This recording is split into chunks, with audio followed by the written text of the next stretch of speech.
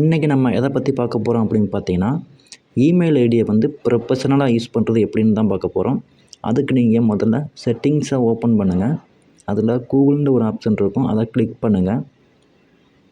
இந்த இமெயில் ஐடியை நம்ம ஏன் ப்ரொஃபஷனல் ஆக்கணும் அப்படின்னு பார்த்தீங்கன்னா, ஒர்க் போகிறவங்களுக்கு அதோடைய ரிலேட்டடாக பிக்சரை மாற்றிக்கலாம்.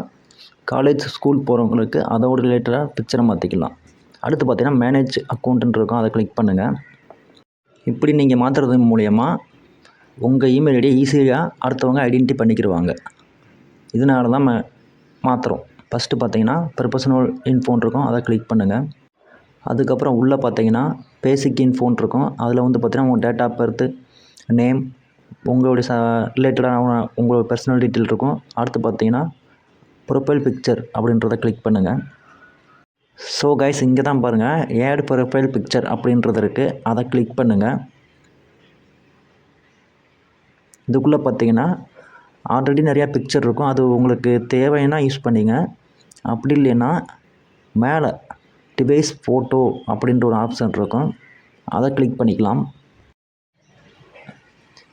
மேலே டிவைஸ் ஃபோட்டோஸ்ன்னு இருக்கும், அதை கிளிக் பண்ணிங்க.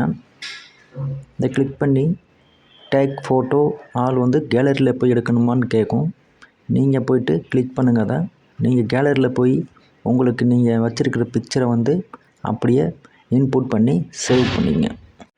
நீங்கள் இதுக்கு எதுக்காண்டி யூஸ் பண்ணுறீங்க பார்த்தீங்கன்னா, சப்போஸ் நீங்கள் ஒரு ஒர்க் பண்ணுறீங்க, இல்லாட்டி ஓனாக கம்பெனி நடத்துகிறீங்க பார்த்தீங்கன்னா, அதுக்கு நீங்கள் இமெயில் ஐடி கொடுத்துருப்பீங்க. அந்த இமெயில் ஐடியை நீங்கள் இது மாதிரி ப்ரொஃபஷனலாக வைக்கும்போது அடுத்தவங்களுக்கு ஷேர் பண்ணும்போது பார்த்தீங்கன்னா ஈஸியாக இந்தவங்க தான் இந்த கம்பெனி அப்படின்னு சொல்லிட்டு ஈஸியாக ஐடென்டிட்டி பண்ணிக்கலாம். ஸோ இதுக்காண்டி தான் இதை யூஸ் பண்ணுறாங்க. ஸோ நீங்களும் ட்ரை பண்ணி பாருங்கள். பிடிச்சிருந்தா சப்ஸ்கிரைப் பண்ணுங்கள், லைக் பண்ணுங்கள், ஷேர் பண்ணுங்கள். நன்றி.